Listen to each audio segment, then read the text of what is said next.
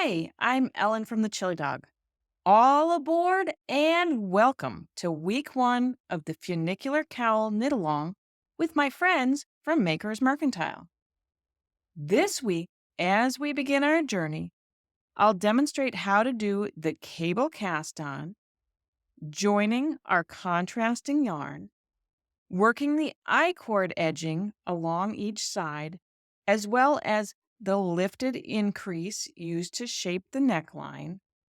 And I'll wrap things up with the intarsia-like color change that occurs at the beginning of the right side rows. Let's get started. A cable cast on can be started in a couple different ways. You could make a slip knot and place the loop onto your left-hand needle, but I'm going to skip the slip knot today. I'm leaving a generous yarn tail, about 24 to 36 inches long, because later on at the end of our project, we're going to be using this yarn tail for seaming. Now I want to make a loop where the working yarn crosses over the top of the yarn tail. So to do that, I'm going to pinch the yarn and I want the working yarn to go over the top of the yarn tail. And then I'm going to pinch at the base of the loop so that things don't get away from me. Insert my left needle tip from the front to the back, right through the center of that loop. I'm going to grab onto the yarn tail, again, so things don't get away from me. And then I can pull on the working yarn to tighten up the loop. That loop counts as our first cast on stitch. To cast on our next stitch, we're going to insert the needle knitwise before the first stitch, and in that little gap in between our left needle and our yarn tail. So right through that little gap,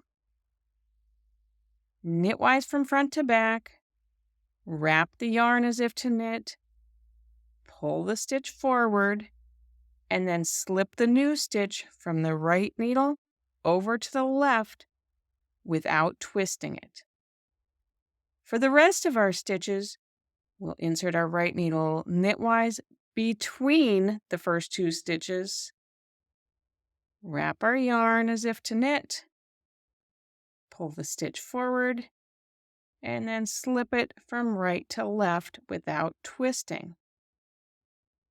Slipping the stitch without twisting it will give us a less pronounced edge when we join things together later. I cast on my final stitch in the same manner, but before slipping it from the right to the left, I like to bring my working yarn forward between the two needles and then slip the stitch, and that makes it so that those final two stitches don't accidentally leapfrog over the top of each other. For the setup row, I've purled across to my last three stitches, and to begin the I-cord at the end of the wrong side rows, I'm going to keep my yarn here at the front of my work, and I'm just going to slip those last three stitches purlwise without twisting them. And then I can turn my work over and I'm ready to start knitting the first right side row. But before I do, I need to join in my contrasting yarn. I don't particularly enjoy weaving in yarn tails, and there are already going to be a few along our path. So I'm going to do something a little different here. If the contrasting yarn has a blunt cut across the tip, I'm just going to break off a little piece. And what that does is gives it a nice wispy end. I'll thread the contrasting yarn onto a needle.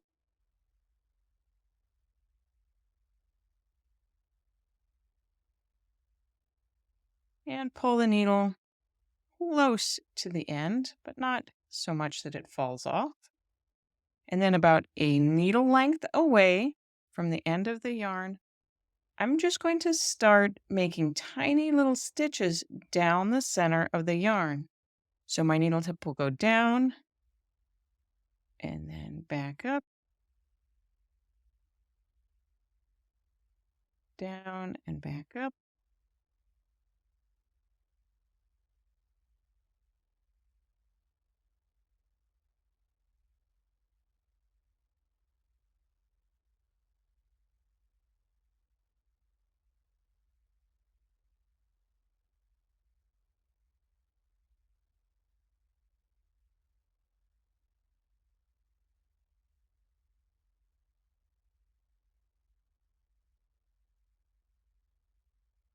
And once I have made a few stitches, I will pull the needle through. You can see how there's a loop here forming. I don't want that loop to close. So if it starts getting small, I'm going to pinch it and hold onto the loop as I finish pulling the needle through and off of the yarn tail. Hold on to that little loop. Smooth out rumpled mess. And I'm going to use this little loop as my first stitch. So as I'm knitting my first right side row, I'll insert my needle knitwise to knit this first stitch. And then I'm going to slip that loop onto my knitting needle, pull it through, and drop off the stitch. And then I can just continue knitting on with my contrasting yarn. To create an I-cord edging on both sides of the cowl, we'll start every row, both right side and wrong side, by working the first 3 stitches in stockinette stitch. That just means I'm going to knit them on the right side and purl them on the wrong side. We'll end every row, both right side and wrong side, by slipping the final 3 stitches. So on right side rows, we're knitting those first 3 stitches with the contrasting color. Then we'll do the intarsia twist, which I'll talk more about in just a minute, and work in pattern until we get to those last 3 stitches. Our neckline shaping happens at the end of every right side row. So when we get to these last 3 stitches, we need to do a lifted increase that slants to the left to shape the neckline. There are a couple different ways to identify the important landmarks for that increase. You could think of the column of stitches on your right-hand needle as generations. So the stitch at the top that's on your right needle is the child, below that is the parent, below that is the grandparent. You lift the left leg of that grandparent stitch with your left hand needle tip. Or instead, you could look for the horizontal strand between your needles that leads into the next stitch that needs to be worked. Follow that strand to the right, find the stitch that it goes through, and lift the left leg of that stitch up onto your left needle tip. Either way, once you have that left leg of the stitch lifted, you're going to knit around the back leg of that lifted stitch to make your increase. And then we finish our right side rows by leaving our working yarn where it is here at the back, and then slipping the final 3 stitches purlwise without twisting, and turn our work over to the wrong side. We'll finish the wrong side rows with both our main color yarn and our contrasting yarn here at the front, and then slip the last 3 stitches purlwise without twisting them. And then turn our work over. Now, let's revisit what happens between our contrasting I-cord stitches and the main cowl stitches. At the beginning of the right side rows, if the previous row was worked in the main color, which it was here, the main color and contrasting color yarns should not twist around each other as we knit these first 3 stitches. So I'm just going to hold my main color yarn out of the way, pick up my contrasting yarn, and then knit these first 3 stitches.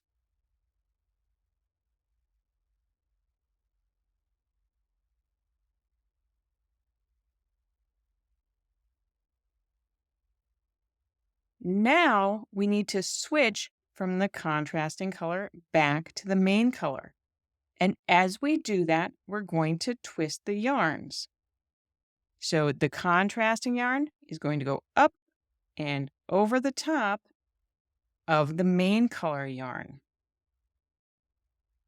So when I knit that first stitch with the main color, it's going to lock the contrasting yarn into place.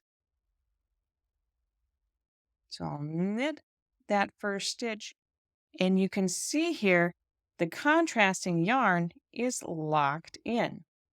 That's exactly what we want to happen so that no holes form between the I-cord and the cowl.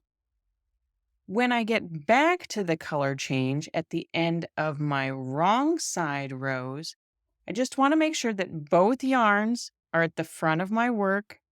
I don't even need to hold on to them, and I can slip the last 3 stitches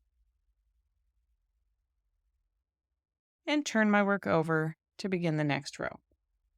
I finished knitting the first section of the inclined main color rows, and now I'm ready to start working the chart for the first time. And the first row of the charted section is completely knit in the contrasting color.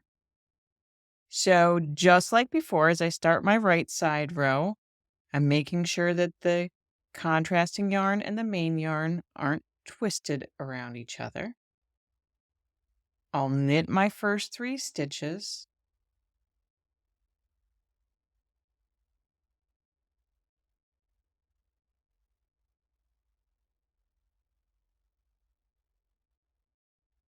Up until this point, we've been doing a color change here after the I-cord and doing the intarsia twist. But since I'm just continuing with this contrasting yarn, I'm not going to do any sort of twisting, and I'm just going to continue on and finish my right side row entirely in the contrasting color. At the end of my second contrasting color row, which is a wrong side row, I worked the last 3 stitches, and then I need to make sure that both of my yarns are forward, and then I can slip those last 3 stitches just like we have been. Turn the work over.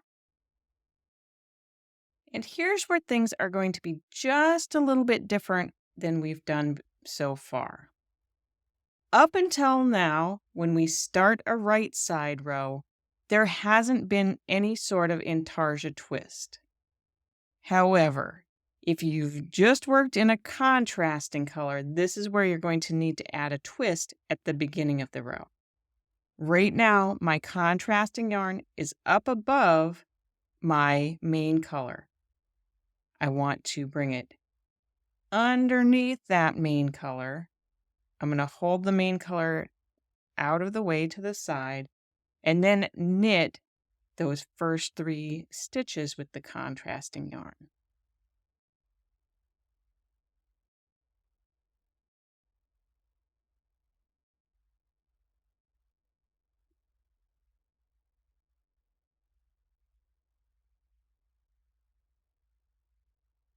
And then for the next row, since I'm changing colors, just like I have down in this lower section, the intarsia twist is going to be exactly what you'd expect. The contrasting yarn goes up and over the main color, hold it out of the way, pick up the main color. You're trapping that contrast as you knit the first stitch and work across your row. I hope you've enjoyed the sights during this week's funicular cowl lesson. If you have any questions during the knit along or want to share your progress and cheer on our other knitters, head over to the Makers Mercantile group on Ravelry and look for the Funicular Cowl KAL discussion thread. Until we stitch again, happy knitting!